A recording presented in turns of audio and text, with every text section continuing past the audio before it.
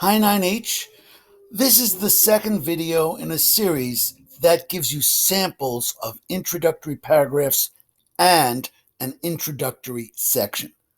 In the last video, we saw what an introductory section might look like if it were two paragraphs leading up to the thesis written on this slide. And that is thesis, the United States government should never use torture. So we're going to go to a more typical intro and especially appropriate for you, which is a single paragraph intro. So let's get that up there. I am going to make this larger by pressing present. Magic. Okay, here we go. So this is sample number 2. Now this again is a self-contained intro. This is the whole intro. But there are a couple things I bring in here which I think are important. Now you'll notice in both of the examples I give you, this one and the next one, that I'm starting to actually use my research in the introduction. This is definitely not necessary. It can make for a better introduction. I have no doubt about that. But at the same time, it's certainly not necessary. Most introductions will not have the kind of quotes and details which need to be cited as part of the intro. You're going to see in the next one, it's more typical, but it still has one thing that has to be cited. When I say cited, I mean, what you're doing is citing or referring to the work that it came from. Okay, so here we have this. I'll read through the whole thing now.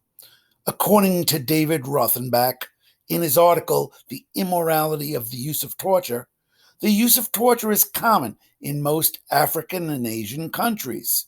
In fact, Rothenbach cites the fact that at least 8 African countries and 7 Asian countries commonly use torture on political prisoners. The United States, like those countries, uses torture on a regular basis, quote, but does so mostly in secret. It is still clear to our enemies and our friends that we are guilty of this barbaric behavior that we condemn when it is done in Cuba, Antigua, or Cambodia. Because we do not want to emulate this immoral practice, and for many other reasons, the United States should never use torture. It's very different than the introductory section I showed you in the last video because it's not telling a story, obviously. Now notice, my first parenthetical citation is the number 1 in parentheses at the end of the first sentence. The reason we only have the number 1 there is because we already know who the author is. I would look at this sentence and say, well, it's page 1 of the article, The Immorality of the Use of Torture, by David Rothenbach. That's where I got the information.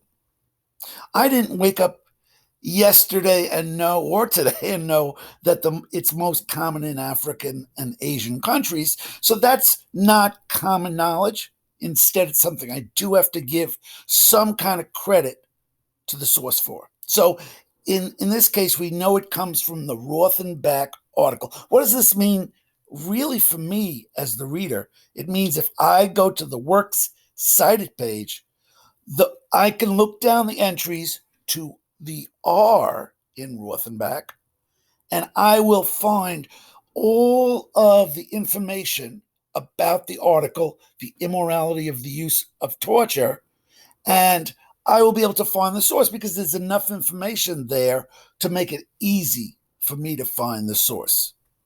Now, this is fairly complex because you have to realize that the reader is going to assume that it's the first page of this article by David Rothenbach. So you got to know that the 1 obviously is not enough, but if I did mention the author's name, then I don't have to list it again. If you did and wrote Rothenbach 1, no comma, of course, it wouldn't be technically wrong. You'd be repeating something you don't have to repeat. And then we have, in fact, Rothenbach cites the fact that at least 8 African countries and 7 Asian countries commonly use torture on political prisoners. This is an embellishment, it's true, but now it gives a specific number. And certainly, even though it comes from Rothenbach again, I have to indicate where in Rothenbach's article it appears. I'm still going to assume it's the same article. So I will know that this information that's contained in this sentence is on page 3 of the article, whereas that first sentence borrowed information from the first page of the article. So I do have the transition as usual, in fact, which means that I'm going to embellish, that I'm going to make it more, a more concrete statement based on the first sentence. That's very technical, but you will, and it's not going to happen right away for some of you. It's going to take time. You're going to get a sense of what kind of transition fits in. Takes experience. Give yourself some time. It may be that it'll take you 3 years, 2 years, 4 years to get this, but start working on it. Okay, the United States, like those countries, transition, because I'm referring back to the Asian and African countries, and those countries are not mentioned in this sentence itself. Instead, the like those countries refers to the previous countries mentioned. It links this new sentence with the previous sentence. So in this particular sentence, which is fairly long and fairly intricate, we do have a quote. Okay, so we have a quote that embellishes, and it's a good quote in its place, but I certainly wouldn't expect that your intro would necessarily have a quote. In some ways, some might argue that bringing in your research this early is maybe not the best idea. I don't happen to agree. If it's done with skill, it can be fine. But generally speaking, you will see in most student papers, the students won't have this kind of information in the intro, but it's certainly possible to do. So we know this came from a different source, a Williams source, and I know if I look on the works cited page, because I have Williams here, I will be able to go to the W's, and the first word in the entry under W will be Williams. It'll be alphabetized, right? If there's a Wang who wrote an article, it's going to come before Williams' entry on the works cited page. So again, any quote has to have citations, and it doesn't matter whether it's in your intro, your conclusion, or any of your body paragraphs. It must be there. And then I come to my thesis, of course. And again, because we do not want to emulate this immoral practice, therefore this refers to previous sentences and makes for transition. And for many other reasons, notice I leave myself room so that I can go beyond just emulating immoral practice or giving an example to other countries as a reason for not allowing torture to be used by our country. I'm going to go into more than that, so I have to say that. If I left that out, it would mean to the reader that the entire paper will be based on not wanting to emulate this immoral practice. In other words, not having the United States set an example. It does set an example, and therefore we should not have torture because other people will follow our lead. Other countries obviously will follow our lead. So here's this second example of an introductory section or sections or paragraph. We're going to go to one more, last one, and this is a very common way to start the introduction. It's been overused, but that's only to me because I've read so many papers. It's not a bad introductory sentence.